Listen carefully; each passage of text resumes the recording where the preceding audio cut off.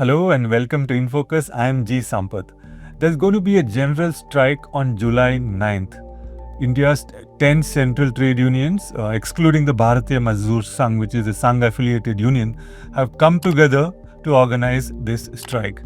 And according to various union spokespersons, the strike is supposed to be a protest against the quote unquote anti farmer and anti worker policies of the Narendra Modi government. Now, there is a lot of anticipation and expectations that there will be a lot of participation from various sectors, especially banking, transportation, postal service, mining, and so on and so forth. But it remains to be seen to what extent the strike generates a response from workers across sectors and across the country. But a question which comes up is what exactly are the specific demands of this strike? And how is this strike going to be any different from other previous general strikes that have happened so far? And what will be its impact in terms of the larger movement for workers' rights in this country? To discuss all these questions, we have with us AM Jigeesh, who tracks the labor sector for The Hindu and is based out of the Delhi bureau. Jigeesh, welcome to the podcast. Thank you, Sam. Thank you. Yeah. So Jigeesh, to start with, I was wondering, this is supposed to be the 22nd general strike in the neoliberal era, is what all the left parties have been saying. So, can you explain what is the immediate trigger for this strike call, or if it's not based on an immediate trigger? Is it more like a ritualistic? Every year you do a general strike. Is that how it is? One is supposed to understand this. Yeah, this is the 23rd general strike post 1991. So, like if you see the history of these struggles, then central trade unions, including the BMS, was largely part of a platform of central trade unions, which were discussing or which were like sort of demanding or bargaining with the government or the employers on several issues of workers post this liberalization regime. So starting from November 1991, where the first strike was in 29 November 1991, to last year in 2024, 16 January, there were 22 struggles, 22 such strikes. So 16th February, right, last year? 16th February, yes. So basically the demands, if you look at the demands, most of them are the same, like say minimum wages or more social security, against casualization of labor, contractualization of labor, all these things. I mean, demands were the same for all unions, demands were the same. So eventually, like they now zeroed in on 17 17-point charter of demands. So the immediate reason, as you said, like in the 2025, soon after this government came in, there was an apprehension that the government will implement the labor codes. So far, the rules have been framed by almost 31 states and union territories, except a couple of states. Rules have been framed by everyone. But except the BJP-run state governments, none of these opposition-run state governments have implemented these codes. Be it Karnataka, be it Himachal Pradesh, Kerala, they have framed the rules, but they haven't implemented. What do they need to do to implement? Notify. They will have to notify notification rules of these codes. But now what happened last budget, there was a concern by the trade unions that in the budget, the government is going to announce that the labor codes are going to be implemented soon. A notification will come. So to this effect, the labor minister, Mr. Mansukh Mandavia, had also made a statement saying that now 31 or more states have, union territories have framed it. We will let us notify it as soon as possible. This has triggered. So in March, the trade unions gave a notice at various industry factories, units, sectors, and all. Like that's the way it happens. No? Like they give notices at their factory gates, to their factory management or their sector managers, maybe the government, and also this has started in March. They said that they will go on a strike on May 20. But by that time, Pahalgam incident happened, so kind of a war-like situation on the. So the trade unions decided to back off. They said that we are calling off the strike for the moment. We will hold the strike on July 9th. So the immediate reason is, and the first number item in the 17-point charter of demand is the labor codes. So their key apprehension is that the labor codes are being implemented right now, and if that happens, the trade union rights will go away. The hire and fire will be kind of legalized, and also there are concerns. So this is the immediate reason. Like implement the chance to implement the labor code was the immediate reason why the trade unions are given. Yeah, but many do argue that the labor codes are already de facto the status quo. They are yes, there is a symbolic value uh, in terms of a defeat for the union movement, especially the unions if the labor code is officially notified, etc. But in effect, the labor codes are more or less being followed, but there is no challenge to any of the practices which are under the labor code, which are already being implemented, like hire and fire and so But on. if you look at the cases in our labor codes, higher courts, and even Supreme Court, most of the cases against the like these labor practices of hire and fire, most of the cases where the workers will get the legal benefit. Like, I mean, most of these cases are won by workers, and also the trade unions argument is that the law is made in such a manner that it will help the worker in the eventuality of a, say, a retrenchment or a job cut or a salary cut or whatever happens. So, but now with the laws changing in the name of reforms, when the law changes, the concern of the employee or the workers is that it is going to benefit the employer. The system will benefit the employer. So even though there are cases of hire and fire, even though there are cases of contractualization, even though there are cases of wage laws, if an employee or a group of employees came for a protest or a legal fight, the justice will go with the worker. So now they fear that the system will change. One say, other than that, there are issues like, say, trade union registration. For example, one of the major issues these unions are finding problem with this, the code on industrial relations. This code on industrial relations, for example, they are arguing that it is against the ILO conventions where India is a signatory. Trade Unions Act will also get merged in this Code on Industrial Relations. The Industrial Disputes Act and the Industrial Employment Standing Orders Act. All these three acts which had helped the industries and the workers to have a kind of balanced equilibrium status. So that would the codes would hamper the situation. That's what one of their argument is. So like there's in the conventions, like ILO conventions of 87 and 88, where collective bargaining and freedom of association. India is also a signatory. India is one of the founding members of ILO. So India is a signatory in both these conventions. So it would, so this liberty of employers to hire and fire is assured in the code. That is one of the major concerns. So basically, you're saying it will shift the legal settings within which the entire relations between the employees and the employers would operate.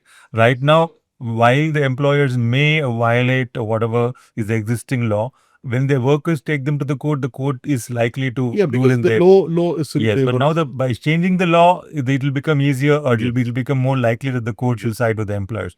And this is a change the workers are trying to oppose. And trade unions are also argue that, see, the kind of profit loss or a kind of decrease in investment, what we see now, like the lack of employees, is not because of the workers. Workers in the country are very hardworking. They are ready to cooperate. They are ready to work 20 hours, even 20 hours a day. There are people working in this country. So their problem is that it's not workers, but the kind of policies the government is promoting are the real villains in the game. That's what they're saying. Like, say, for example, they're saying that the government is promoting only 2 or 3 big industries. So why should somebody from, say, Europe or 2 or 3 big industries or industrialists? Industrialists in the country. So the benefit are going towards them. Like be it ports, be it the like airports, or be it. How does this matter to them as long as they're getting jobs? If the two industrialists are generating jobs, how does it matter? No, but that is an issue. Like, I mean, if the codes are amended to favor this employers, then if there are only 2 or 3 industrialists, then what will happen? Like, generation of jobs may not take place the way it should have happened. India had seen a boom between, say, 2000 to, say, 2015, 16, where there were like lot of people. Now the PLF, even the PLF surveys are saying that the workers are going back to their villages. India is probably the only country where agriculture workforce is increasing. Participation of agriculture. Yeah, I read this very interesting interview you had done, Jigeesh, with one of the union, also political leaders, I think Amarjit. Yeah. So she, I think, points out, I remember reading that about 15 lakh jobs are posts, government posts are lying vacant. And this very good point she made, that this is not only about workers, even though it's a workers' strike, it's also about the unemployed, because workers are, workers, notionally speaking, are not getting employed, so they're not actually becoming workers, so to speak, even though they are from the working class. So, what exactly is the sentiment among the unions and the workers with regard to the unemployment problem? Because if you're unemployed, you really can't enter a union, I'm assuming, right? So, and at the same time, they have been citing figures saying 15 lakh jobs are lying empty. Like, is there any mobilization to make build some pressure on the government to fill these posts? Because these posts are there, which means the jobs are there. It's just that they are not getting filled. So that is what the unions have also been claimed. Like, if you look at the standing committee reports in Parliament, for example, on railways itself, there are several lakhs of vacancies in railways, which are even in the safety sectors. So we have a number of, even trade unions were giving a figure of 20,000 people have died in the last 10 to 15 years in accidents only. So the safety sector is the core safety of the railway is ignored because there are no appointments taking place. So these unions have been demanding that, and let's say the unions thing is that, like, if there are no workers in a specific industry, like, the unions will also not grow. So they have been asking the government to appoint these people. So the people are suffering. Like, 8 hours works, loco pilots have been working for 14 hours, 16 hours and all. Even top political leaders had to take up the case of loco pilots in Parliament and outside. So this is a situation not just in railways, in key industries like power, the entire state's power sector, people are fighting for more filling vacancies and ending contractualization, stopping privatization and all. So even in Uttar Pradesh, states like Uttar Pradesh, where this unionization is not that rampant, this has happened. Strike had happened in Uttar Pradesh, Maharashtra, several other states. These strikes of electricity sector workers had happened. So their argument is that unless you have a sort of reaching out to the youth, so in this strike, we can see this. We see several student organizations, including, I think, the Congress, National Students Union, and the left parties, SFI, AISA, AISF. All these students, they have a joint statement supporting the strike this time. And then youth organizations also. The platform of youth organization have also supported the strike. Yeah, speaking of which are the various groups that are going to be actively supporting or participating in this strike? Jigeesh, can we expect, I don't know, to what percentage of India's workforce is actually unionized? I think a majority is not unionized, right? Also, majority is unorganized sector. If you look at say, for example, INTUC. INTUC is one of the largest trade unions after the BMS, second largest probably at the moment.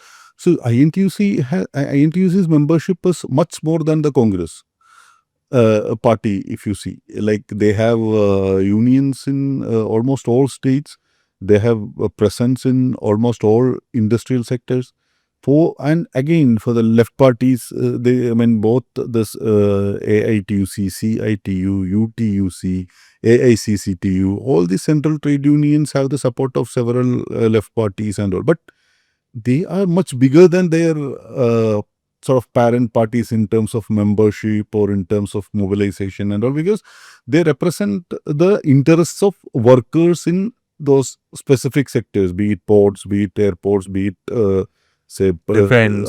defense. And defense and all very the All India Defense Employees Federation is one of the strongest body there, comprising of various groups and all. So there have been joint strikes, including the BMS, in this defense sector against corporatization of the defense factories. Basically, defense factories was part of the defense ministry, but now the government has made it into 8 or 9 corporations, and so there have been protests and indefinite strikes against these measures. So all these trade unions, all these 10, say AITUC, for example, AITUC for Lala Lajpat Rai, people like Lala Lajpat Rai was part of AITUC at one point. Jawaharlal Nehru was.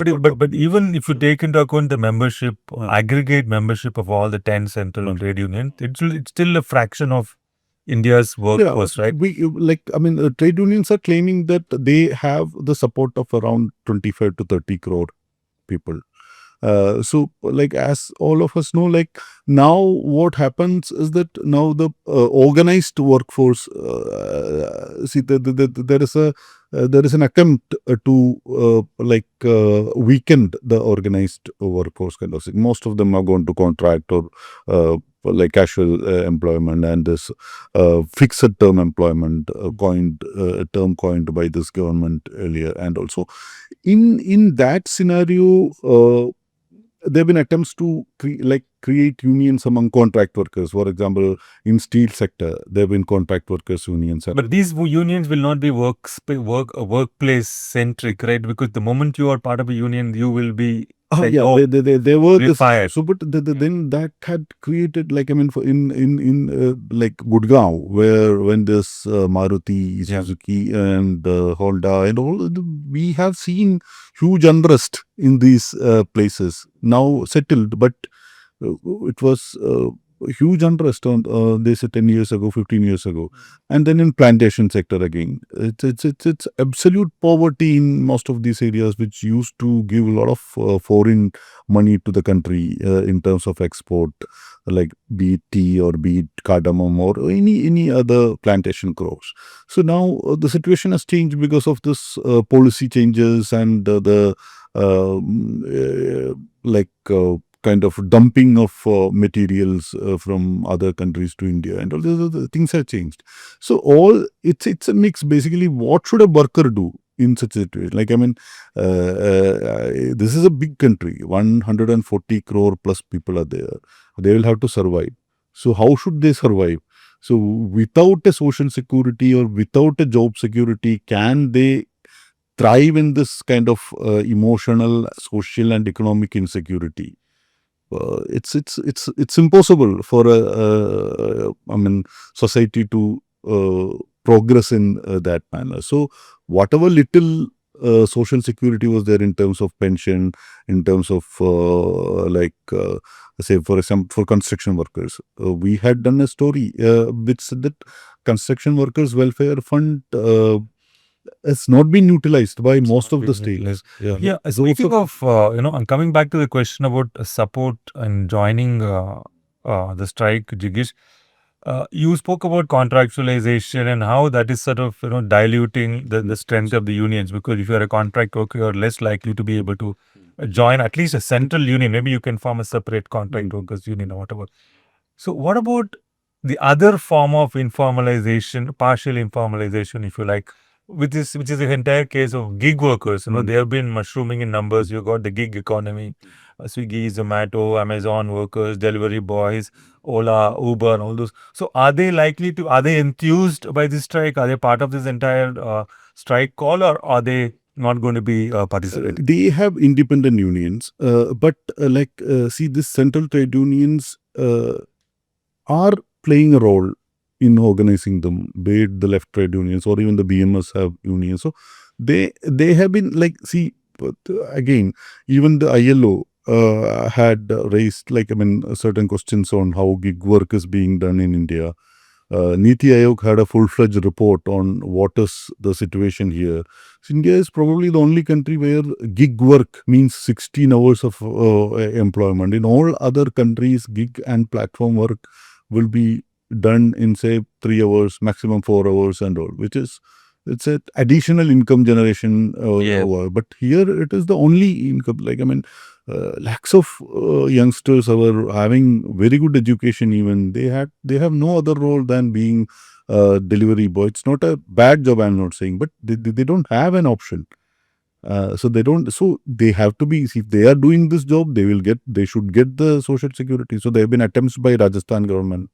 There was an act passed by Rajasthan government, but that has been now abrogated or annulled. Now the Karnataka government has annulled by the new government. annulled by the new government. So the Karnataka government has brought in this thing. So workers' organizations have certain questions over both these sides. But at least something is there. That's what they're saying. Kerala is, I think, now on the final stage of passing an act for this gig and platform workers.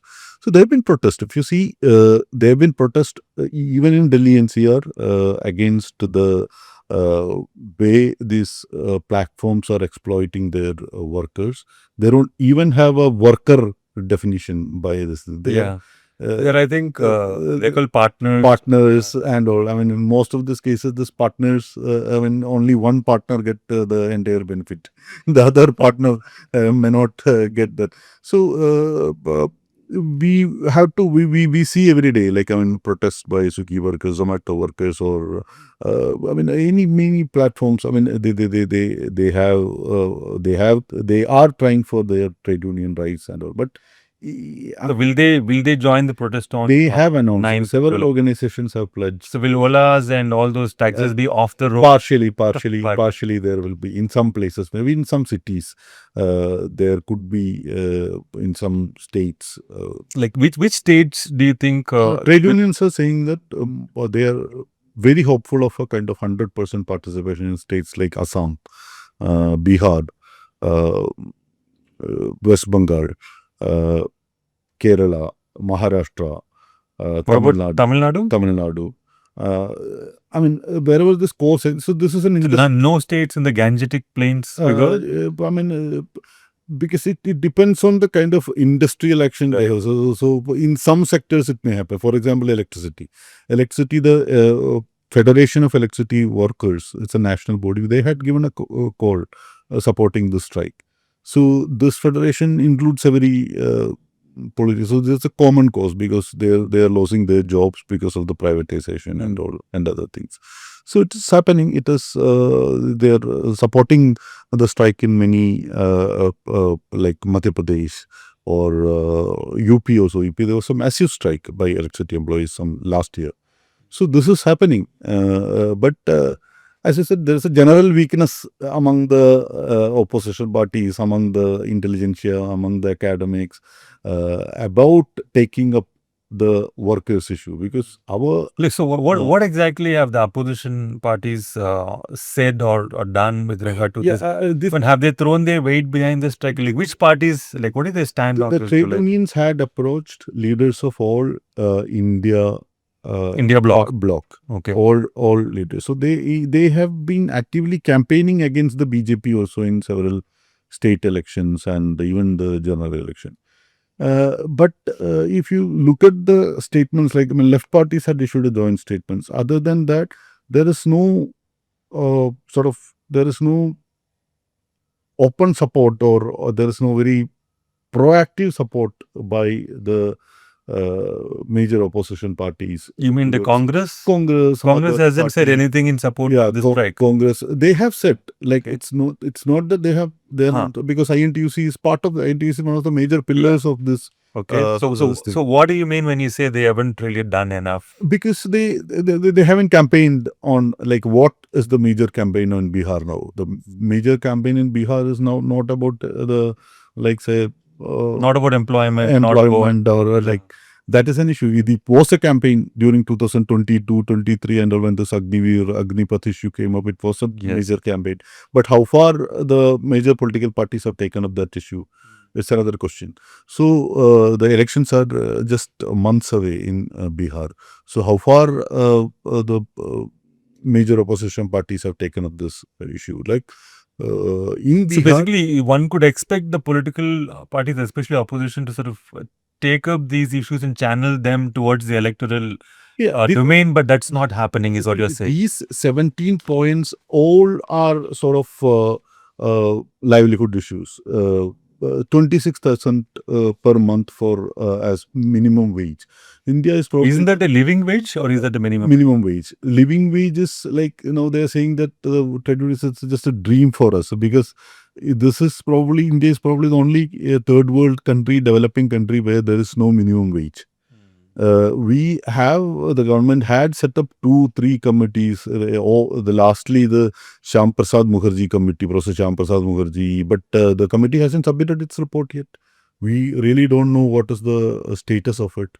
So we don't have a... So 26,000, that means Narega wages are way below the minimum wage. So their demand is that Narega from 100 days, it should be at least 200 days, the minimum days of work it should be. And they have been protesting against the price rise. They were protesting against high GST on food, medicines, agro inputs and all. They've been demanding statutory MSP for minimum support price for the farmers. Are the farmers joining this strike? Farmers have pledged support to the strike, especially the Samyukt Kisan Morcha.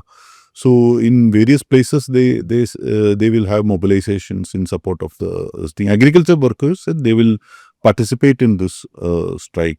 Various unions of agriculture workers have support. Right. One last question, Jigeesh, before we wrap up. I mean, as you said, this is, I think, the 23rd general strike. And so what exactly is the union's objective from this strike? You know that these demands are not going to be met after the strike is over. So what happens once July 9th, everybody goes to bed, at the end of the day? So do we then wait till 2026 for the next general strike? Like what happens between two general strikes? What do the unions do during that time? And how do you build on this? As someone who covered in past some of these general strike, I have an interesting story. Like Dr. M.K. Panthe, who was a veteran trade union who passed away some years ago. So after one of these strikes, he was reporting. I mean, he was briefing reporters about the strike, and so he was joking that to know what happened in India on a strike day, I will have to look at the next day in BBC, Guardian, New York Times, and all, where they would say that 100 million Indian workers go on strike and all. But none of you, I mean, he was telling us as reporters, none of you will report this. None of your newspapers will have even a single column about the strike and all. Rather than you will give pictures of how Delhi choked because of the rally or something like that. So even if that is even if this strike is on a livelihood issue, it may not get the kind of media attention or the mainstream attention it deserves.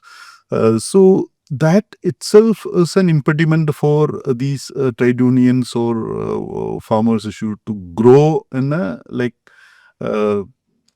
mainstream minds or this thing.